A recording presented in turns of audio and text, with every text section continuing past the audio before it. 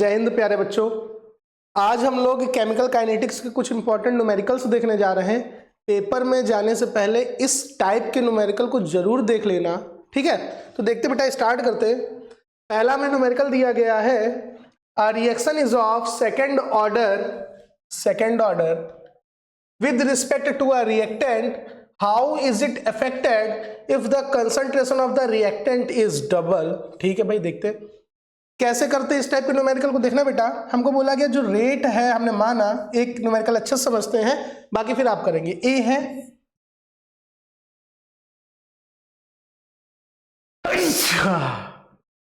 Sorry, ए है, ये किस में कन्वर्ट हो रहा है, प्रोडक्ट में। तो हम ये बोलेंगे कि जो रेट ऑफ अ रिएक्शन होगा डायरेक्टली प्रोपोर्शनल होगा इस रिएक्टेंट की कंसंट्रेशन के। रेट डायरेक्टली प्रोपोर्शनल होगा इस रिएक्टेंट की कंसंट्रेशन के। और ऊपर लिखते हैं बेटा हम लोग ऑर्डर, क्या लिखते हैं, ऑर्डर। चूंकि ऑर्डर हमको सेकंड बोला गया है, इसलिए हमने यहां पर क्या लगा दिया, पावर 2 लगा दी। क्या लगा दी बेटा, पावर 2 लगा दी। कोई दिक्कत तो बताओ। ठीक, इसको हमने क्या माना, इक्वेशन नंबर फर्स्ट। अब इसी रेट को हम क्या लिख रहे हैं, आर। क्या लिख रहे हैं, आर।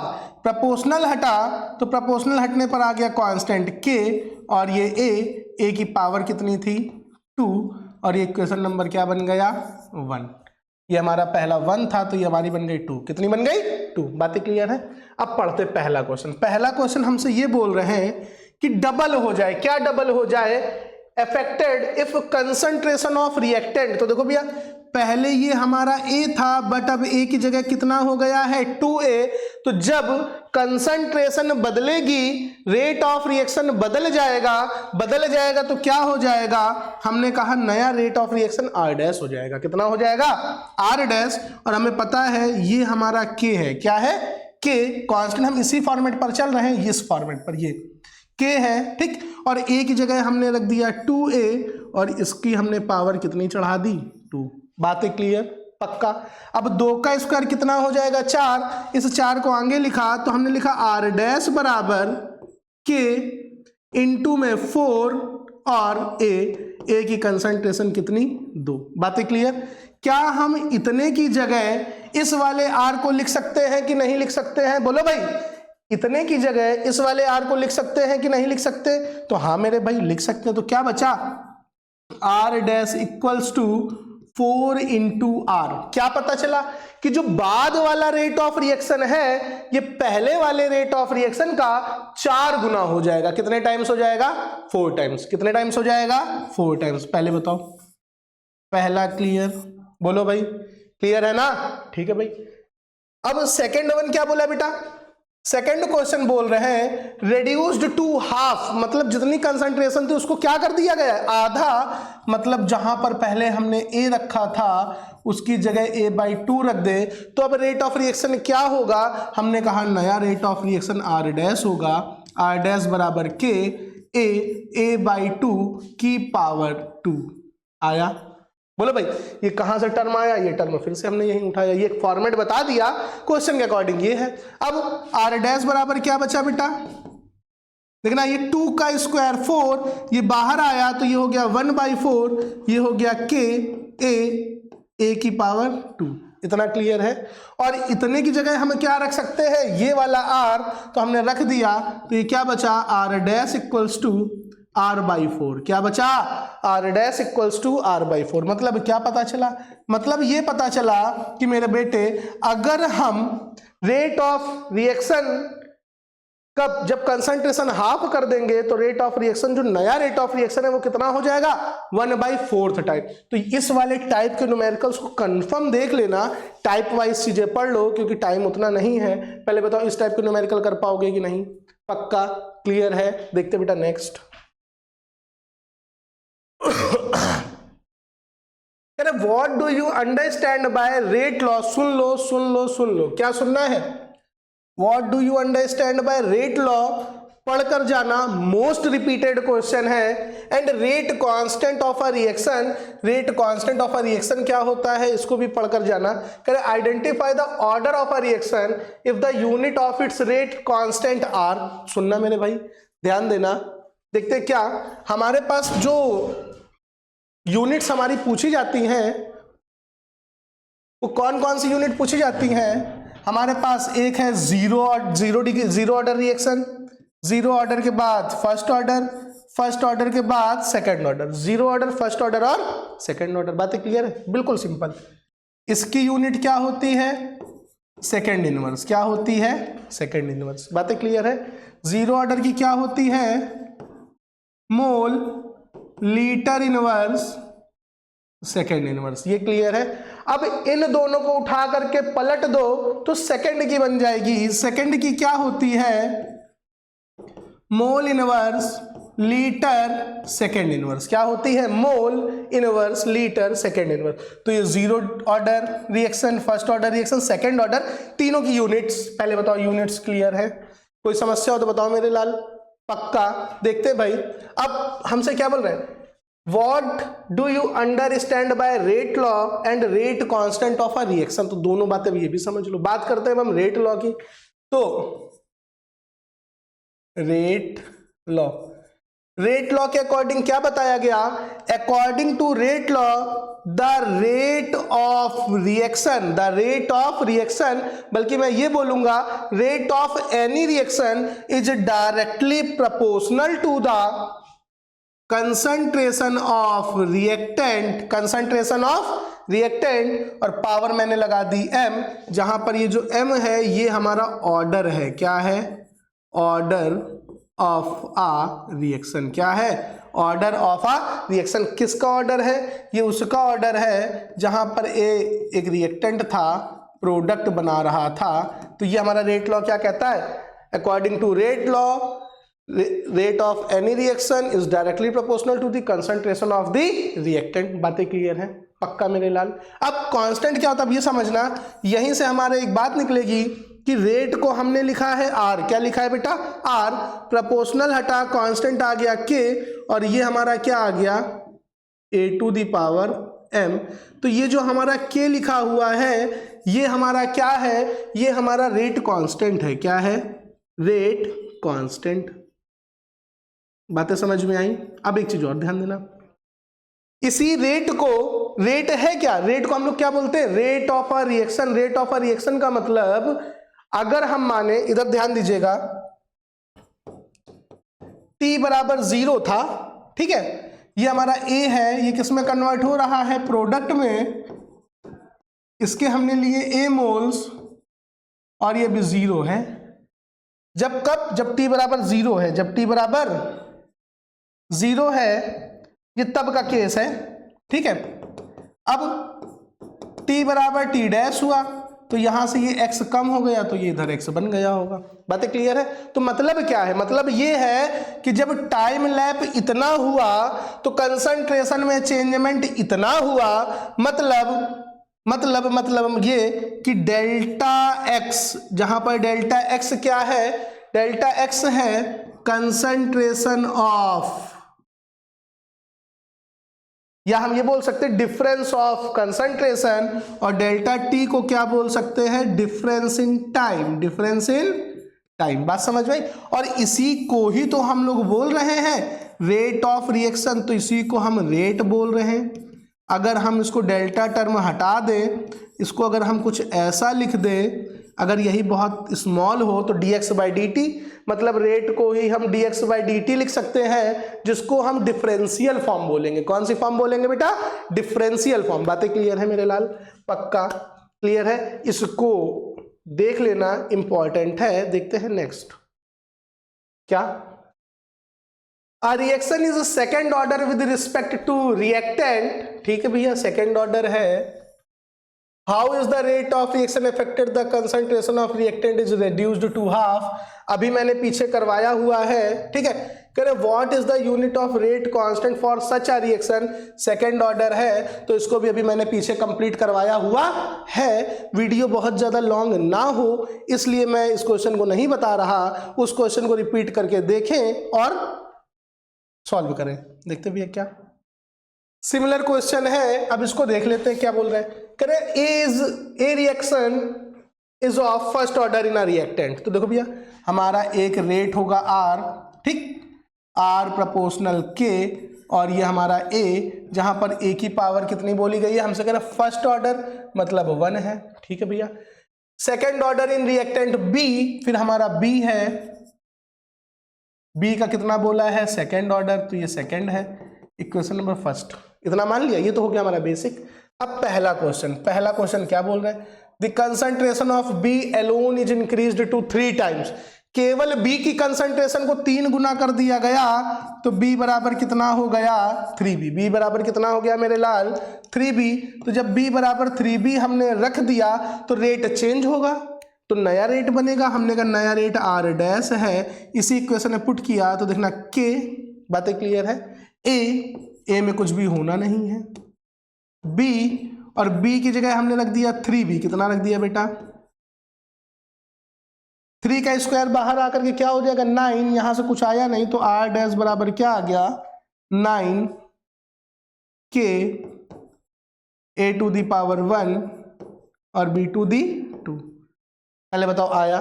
अगर हम इतने को देखें तो इतने को ही हमने ऊपर R माना है, तो हमने क्या लिख दिया R डैश बराबर 9 इंटू R, मतलब जो बाद वाला रेट है वो पहले वाले का 9 गुना होगा। कितने गुना होगा बेटा 9 टाइम्स होगा, जो नया रेट ऑफ रिएक्शन हमारा निकलेगा। तो इस टाइप की न्यूमेरिकल कर पाओगे। अब बोल रहे हैं B और A दोनों को डबल कर दिया जाए, तो जब डबल करोगे तो देखना डबल और डबल 2 का पावर 2 4 4 2 जा 8, तो 8 टाइम्स हो जाएगा। दूसरे वाला कितना टाइम्स हो जाएगा 8 टाइम्स। कितने टाइम हो जाएगा 8 टाइम। बातें क्लियर है मेरे लाल? पक्का। देखते हैं नेक्स्ट क्वेश्चन, ये भी बिल्कुल सेम है, बस यहाँ पर डिफरेंशियल का दिया गया है, सो मैं डिफरेंशियल का ही बता दूंगा। कह रहा reaction is first order in A, first order है, तो देखो भैया R हम कैसे लिखते हैं, R बराबर K A का ऑर्डर क्या बोला गया है फर्स्ट, ठीक है भाई। सेकेंड ऑर्डर इन B का बोला गया है सेकेंड ऑर्डर। पहले बताओ ये आया, हमसे बोल रहे डिफरेंशियल इक्वेशन लिख दो, क्या लिख दो डिफरेंशियल इक्वेशन। कुछ नहीं करना है, जब भी डिफरेंशियल बोले मतलब R को हमें किस टर्म में लिख देना है, हमें लिख देना है dx बाय dt के टर्म में। किस टर्म में लिख देना है dx बाय dt के टर्म में, और ये एज सेम लिख देना है a to the power 1 b to the power 2, a to the power 1 और b टू दी पावर 2। कोई समस्या हो बताओ? कह रहा how is the rate affected increasing the concentration of B 3 times, पीछे हम लोग कर चुके हैं। कह रहे A और B बोथ डबल कर दिया जाए, इसको भी हम लोग पीछे कर चुके हैं, तो आप पीछे से समझ ले और कर ले, ठीक है बेटा। देखते नेक्स्ट, देखो ये देखना इस टाइप का न्यूमेरिकल आता ही आता है, ठीक। तो टाइप वाइज सॉल्यूशन के न्यूमेरिकल्स को आप टाइप वाइज कर ले, इलेक्ट्रो के न्यूमेरिकल्स टाइप वाइज कर ले, केमिकल काइनेटिक के न्यूमेरिकल टाइप वाइज कर ले, और एज सेम कोऑर्डिनेशन के न्यूमेरिकल को भी टाइप वाइज कर ले, क्योंकि आप लोगों का पेपर 27 को है। तो देखते हैं बेटा क्या, so that in case of first order reaction, that in case of first order reaction the time taken for completion of 99%, हमसे कह रहे हैं टाइम लगा है रिएक्शन को कंप्लीट करने में 99%, इज ट्वाइस, ये टाइम 2 गुना है। किसका 2 गुना है? Time required for T90, time required for T90। बातें क्लियर है? बहुत सिंपल है, डिवाइड मारेंगे आंसर आएगा। तो देखते हैं सबसे पहले फर्स्ट ऑर्डर, हमको बोला है फर्स्ट ऑर्डर, तो अगर हम सबसे पहले बात करें फर्स्ट ऑर्डर रिएक्शन की, तो फर्स्ट ऑर्डर रिएक्शन क्या होता है, K equals to 2.303 upon T, clear है, लॉग बेस में 10 A upon A minus x. कितना क्लियर है? फर्स्ट ऑर्डर का रिएक्शन क्लियर है? अगर क्लियर है तो देखना भाई, पहले हम सॉल्व करने जा रहे हैं for T99%, for T99%। T99% का क्या है? T99% वो टाइम है जब रिएक्शन 99% कंप्लीट हो चुकी है। कितनी कंप्लीट हो चुकी है? 99%। तो देखो भाई परसेंट में दिया गया है, तो हमने माना कि जो इनिशियल वैल्यू थी वो कितनी थी 100। कितनी थी बेटा 100। और जब 99% कंप्लीट हो गई तो a माइनस एक्स कितना बचा मेरे लाल, ये बचा 1। कितना बचा 1। हमको k के बारे में पता नहीं है, t 99% कंप्लीट होने में लगने वाला टाइम भी हमारा यही है। बातें क्लियर है। ये सारी वैल्यूज उठाकर फर्स्ट ऑर्डर में रख दो तो देखना क्या मिला। अब एक चीज देखना, हम इसको ट्रांसपोज कर रहे हैं, t को भेज दे रहे हैं इधर और k को ले आ रहे हैं इधर। तो जब ऐसा किया तो देखना क्या बचा, ये बचा t 2.303 by k log 10 a upon a minus x. a कितना है 100, a माइनस एक्स कितना है 1, इतना आया। क्या इस 100 को हम 10 का स्क्वायर लिख सकते हैं? तो हमने इसी 100 को क्या लिख लिया बेटा, 10 का स्क्वायर। क्या लिख लिया, 10 का square.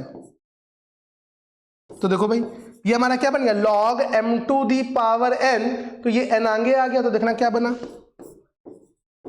t 99% equals to 2.303 by k, और ये 2 आगे आ गया तो हो गया इंटू 2, और log 10 का वैल्यू हो गया 1। कितना हो गया बेटा, आराम से log 10 का वैल्यू कितना हो गया 1। तो हमारा यही तो बचा, केवल जब यहाँ 1 का वैल्यू रख देंगे, इसका वैल्यू रख देंगे 1, तो ये इतना बचा। बातें क्लियर है। तो इस टर्म को मैं हटा दे रहा हूँ, ठीक। देखो भाई इतना क्लियर है, बोलो भाई क्लियर है। तो इसको मान लिया इक्वेशन नंबर 1। कोई समस्या? अगर समस्या नहीं है तो हम लोग देखने जा रहे हैं बेटा, t99 के लिए सॉल्व कर लिया है फॉर t90, फॉर t90। फिर से वही बात, t90 क्या है, t90 वो टाइम है जब रिएक्शन 90% कंप्लीट हो चुकी है, मतलब परसेंट में है, हमने माना 100 था initial, a minus x remaining 90 बची, कंप्लीट हो गई तो बची कितनी 10। फिर से ट्रांसपोज वाली इक्वेशन में रख दो तो क्या मिला, t 90% equals to 2.303 by k log 10 a upon a minus x रख दिया। काटो जैसे उसने काटा तो क्या बन गया, log 10 कितना होता है 1।